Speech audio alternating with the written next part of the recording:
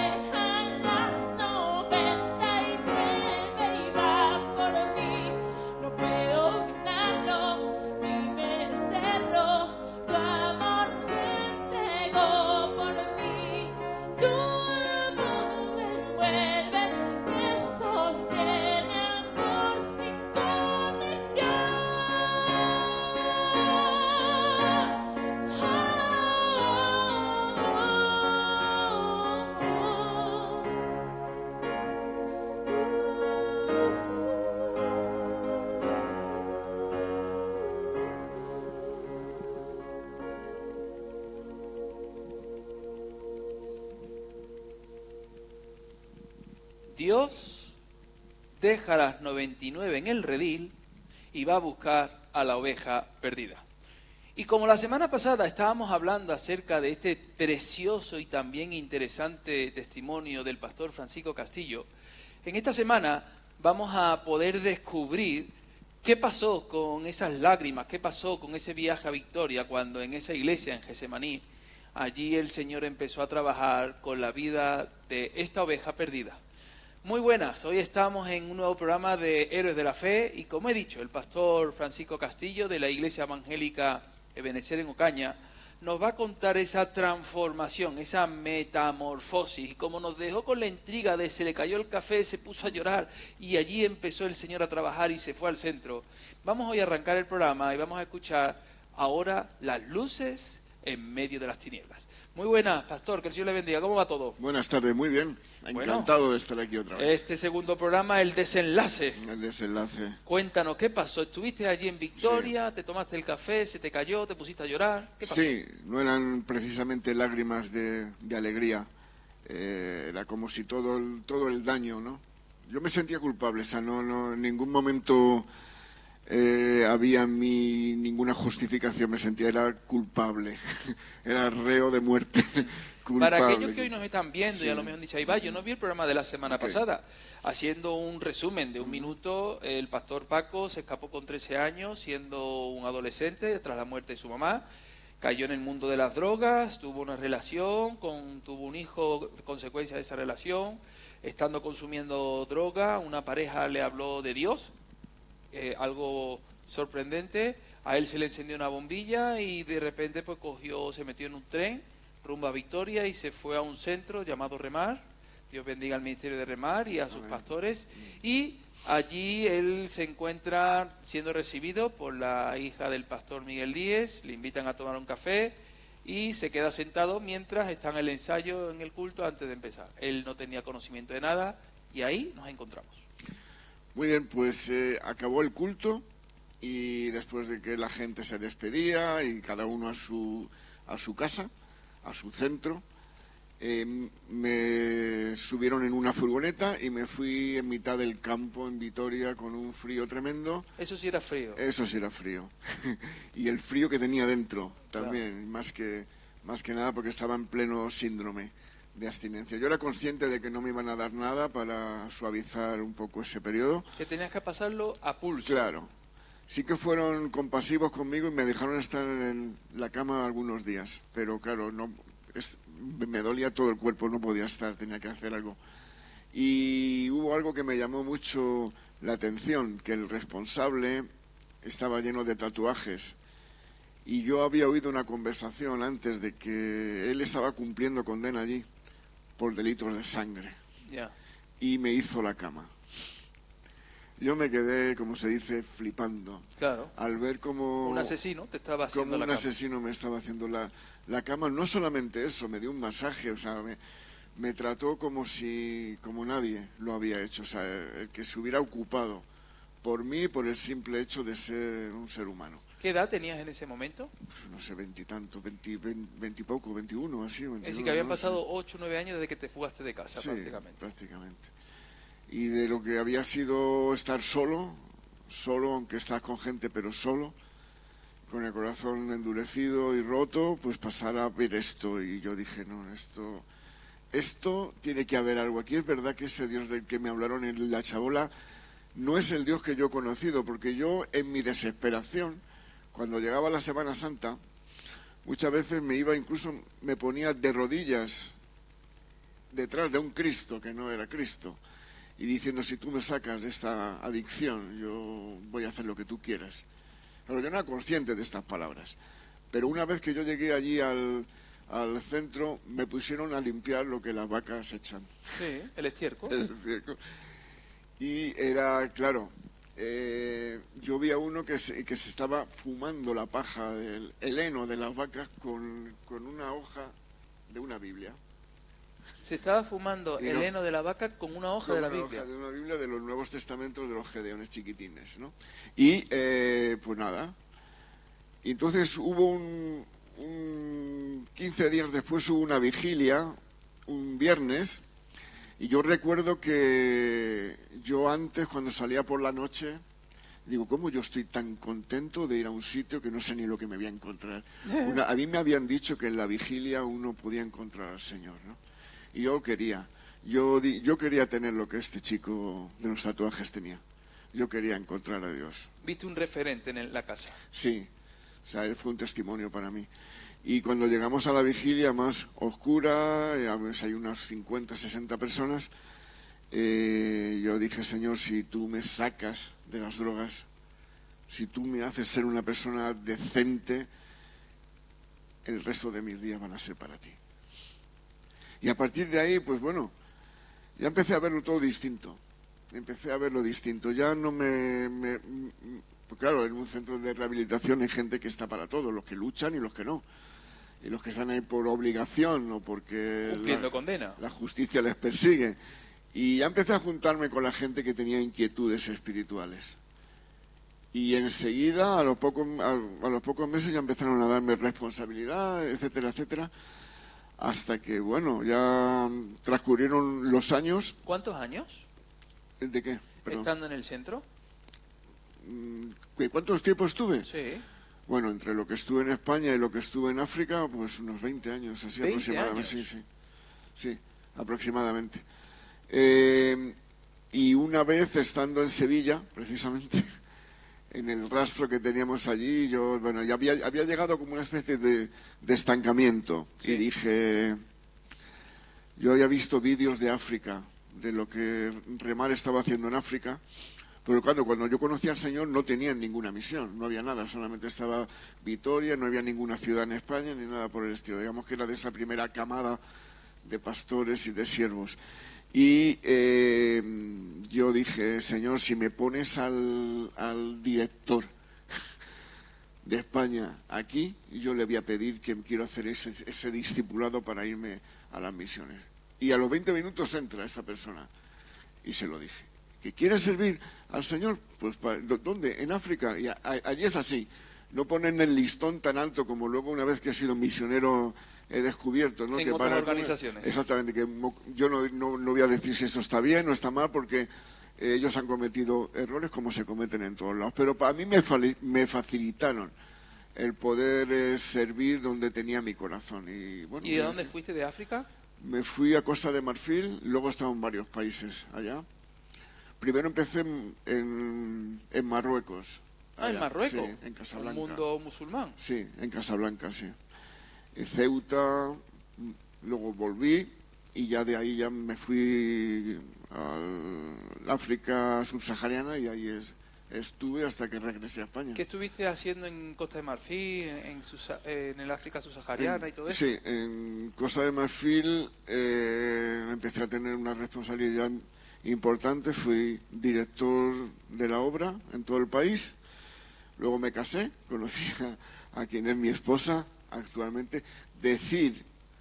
Voy a hacer un inciso, que la otra chica con la que estuve casado, yo intenté que ella viniera, como la Biblia yo entendía que me estaba pidiendo, y que ella pudiera experimentar la paz y el gozo de ya llorar por amor y no por vergüenza, pero ella denegó y entonces yo dije que si ella quería seguir conmigo tenía que tomar este camino que yo había decidido tomar. Le pedí perdón, ella enseguida me pidió el divorcio, yo acepté y ya tiempo después, ya cuando me fui a África y conocí a mi esposa allí, ¿no?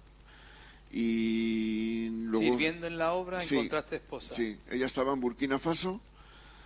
Y bueno, pues yo estuve allí, nos casamos en Costa de Marfil y luego nos llevaron a dirigir Guinea Ecuatorial. Ah, ¿estuviste en Guinea también? Sí, estuve en Guinea Ecuatorial y de ahí, bueno, ocurrieron cosas que pueden ocurrir en todos lados donde los hombres están. Claro. Y yo entendía que tenía que dar un paso adelante porque yo quería formarme, yo quería saber más de las Escrituras y en Remar. De verdad, yo aprendí mucho, estoy muy agradecido al Señor por lo que he aprendido allí, pero no tenía la posibilidad de formarme, de aprender más. Hablando académicamente hablando. Sí, estaba como no muy bien visto, ¿no? Ya. Y sí, en cuanto al servicio, fenomenal, excepcional, diría yo. Yo aprendí mucho ahí. Pero nada, se me abrió una puerta de las que abre el Señor, no de las que abre el diablo. Ya. Me encontré con un pastor, Daniel Bañuls, que Daniel hoy Bañuls. día es un referente en el mundo bautista, y él estaba sirviendo junto a su esposa, y bueno, yo hablé con él, hablamos, y él conocía a otro pastor que quería abrir una obra en Benín, con niños de la calle. Yo no tenía experiencia con niños, pero mi esposa sí. Entonces oramos, volvimos a España, estuvimos un año preparando el trabajo y de allí ya nos fuimos para allá, ya con nuestro hijo Daniel, que tenía meses, pero fue algo muy bonito porque... Quiero hacer un inciso. Sí.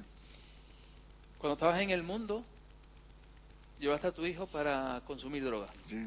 Estando en Cristo, llevaste a tu hijo para Así, servir al Señor. amén. Simplemente como Así fue. la diferencia entre las tinieblas y la luz. Así fue. Y es más, las cosas que pasan, pero cuando uno tiene claro dónde quiere estar, ¿no? Llegó un tiempo donde la obra, hubo una división con ese pastor, que era quien tenía la capacidad económica para que pudiéramos abrir la obra ya, Era ¿no? quien daba el respaldo. Sí, y él se fue con la economía. Y entonces yo, estando en la iglesia anabautista allá en Burgos, ellos dijeron, bueno, si esta obra es de Dios, prevalecerá. Y entonces dijimos, ellos dijeron, solo podemos pagaros el billete de ida. No hay sueldo, no hay nada, ni siquiera para que podáis volver. ¿Queréis iros para allá? Y dijimos que sí. Entendíamos que Dios nos estaba llamando fuertemente allá, y luego el resto Dios ha sido fiel. Amén. O sea, no ha habido... Y has ido, has vuelto Sí, varias veces. he vuelto, he ido, he entrado, he salido. Y de ahí, bueno, pues de ahí luego hemos estado en varios países, como digo, Burkina Faso, Guinea Ecuatorial, Benín, Togo. Formaste tu familia sirviendo al Sí, Señor en las sí, misiones. Sí. ¿Y cuándo el Señor te llamó al pastorado? Ya aquí de manera Sí, nacional. bueno, ya estaba allí ejerciendo como Allí, tal, ¿no? Claro. digo aquí en España. Sí, bueno, yo tenía siempre eso en mi corazón. Lo que pasa que me di cuenta que trabajar con las iglesias evangélicas no era tan Sencillo. sencillo como yo pensaba. Y nada, conocí, bueno, como Dios hace las cosas, como pasó con el café y como pasó muchas otras veces. No había, estando ya trabajando para otra iglesia, un grupo de iglesias en Costa de Marfil, trabajando con jóvenes que habían estado en la guerra civil, Sí. en la formación. Resulta que, bueno, pues hubo un bache económico y no se podía sostener a una familia allá. Entonces teníamos que volver. Y yo dije, bueno, pues Señor, si tengo que volver a Burgos otra vez para el hecho de que mi hijo Daniel siga jugando al fútbol y no puedo servirte, pues, pero yo quiero servirte. Yo quiero que esto que bulle en mi corazón tú lo hagas real, ¿no? Amén. Y de ir, o tener pensado que iba a ir para Burgos, me llamaron de una iglesia bautista en Sevilla, y una chica ya me dijo que había una facultad de teología donde podían recibirnos y podíamos quedarnos allá el tiempo necesario hasta que encontráramos rumbo a nuestra vida. Pero claro, no tenemos ni referencias para trabajar con nadie, pero sabíamos que Dios estaba detrás de eso, porque hay algo que la gente tiene que saber. Cuando decides servir al Señor, no todo es como uno piensa, no todo es prosperidad y todo lo puedo en Cristo que me fortalece. Hay que estar preparado para aprender en el sufrimiento la obediencia. En el sufrimiento Dios se glorifica. Exactamente. Y entonces, pues nada, llegamos allá y se me abrió la puerta para formarme. Había trabajado durante muchos años con los menonitas de Estados Unidos, y ellos pagaron mi formación pastoral. Y de ahí, pues nada, se me abrió una puerta, otra, pues hasta el día de hoy sirviendo en Ocaña. Hasta el día de hoy. Y hasta que el Señor me llame. Amén, gloria a Dios. A su presencia, sí, así. Qué bueno, Paco. Pero ha habido algo algo que la gente tiene que saber, ¿no? Que el agradecimiento que yo he tenido al Señor para intentar cumplir esa oración que hice en Vitoria, de decir, el resto de mis días van a ser para servirte a ti, no ha sido agradable, no ha sido como yo pensaba. ¿Ha habido altibajos? Ha habido altibajos, pero todo ha sido en ese camino de santificación para poder parecerme más a Cristo. Amén. Un poquito más. Amén. Y doy gracias a Dios por todo ello, por los errores, por las cosas buenas, por la gente que hemos conocido. Incluso una vez le dije a alguien que yo le daba gracias a Dios por haber estado en las drogas, porque eso me permitió conocerle a él. Sí. Y se quedaron así un poco... No, sí. Pero fue así. Es que es sorprendente, pero los traumas que vivimos, todos, Claro. nos ayudan a ser las personas que somos hoy. Y el problema no está en tener problemas. El problema es cómo vamos a afrontar esos problemas. Fíjate, de hecho, bueno, secuela de las drogas es que yo tenía hepatitis C, o sea, que es la peor, y estaba tratándome con un doctor en Burgos. Y me dice, bueno, tienes que ponerte una medicación, inyectarte en la tripa y tal y cual, pero me tenía unos efectos secundarios tremendos. Y yo sentía en mi corazón, de los días que tenía que inyectarme eso, que eran 3 a la semana, ayunar y orar. Y al mes fui al médico y está el... Dice, pero ¿qué pasa aquí? Me dice, ¿qué pasa aquí? Dice, no hay ni traza de hepatitis C. Gloria a Dios. Y me dice, tu jefe, porque claro, me dice, tu jefe es poderoso, digo, ya lo creo. Amén. Ayuno y oración. Sí, ayuno. Así fue, sentimos en el tiempo que tenía que inyectarme esto, orar, simplemente, y decir que es realmente, Señor, si tú me quieres, fue en ese sentido, Dios te puede sanar o no, Él es soberano. Pero en tu caso sanó. En mi caso fue así y bueno, pues hay que decirlo, ¿verdad? Gloria a Dios, gloria a Dios. Eso es algo maravilloso lo que acabas de decir, que Dios trajo sanidad en ese servicio que has tenido. Actualmente sigues casado con Anet, Claro. Tenéis 3 hijos, Daniel, Ariel y Tica, que es la pequeña, y gloria a Dios, y lleváis ya 4 años son en Ocaña. Sí, 4 para 5, porque estuvimos un año, digamos, ¿En la casa? de estudio, sí, exactamente. Gloria a Dios. Y ahí... No está siendo fácil, como no es la obra del Señor, pero aprendiendo mucho y bueno, intentando. Y el Señor no restaurar. os ha desamparado. No, nunca lo hace. Habéis visto Nunca. su mano poderosa en Nunca todo lo lo hace. en todo lo que ha ocurrido, y eso es algo que glorifica el nombre del Señor. Antes de concluir, Paco, llevas desde los 20 y tantos años ya en los caminos del Señor y ya tienes 60 y algo, 62. 62. Sí. En estos más de 40 años, ¿qué podías destacar de lo que has aprendido en los caminos del Señor? Así a grandes rasgos. Bueno, si podía, es saber que Dios me ama. Sí. Saberlo. Eso es Saberlo. O sea, Ser consciente haberlo de ello. experimentado en los momentos duros, en esos milagros que uno podía estar toda la tarde contándolo, ¿verdad? De estar en África y no tener nada, tener solamente un saco de arroz blanco y meterte con tu equipo de trabajo en el despacho y decir, solo tenemos arroz blanco para 30 niños, vamos a orar, porque estos no son nuestros niños, son sus niños. Y llamarte a la media hora a alguien por teléfono y decir, tengo aquí un cheque para vosotros, vengan a por él. Gloria a Dios. Y el arroz se convirtió en arroz con huevo. Arroz con huevo y con Y pescado, pollo. etcétera, etcétera. Y ver que, o sea, que Dios está siempre cercano de aquellos que esperan en Él, ¿no? Y Él ha sido el padre y la madre que no tuve.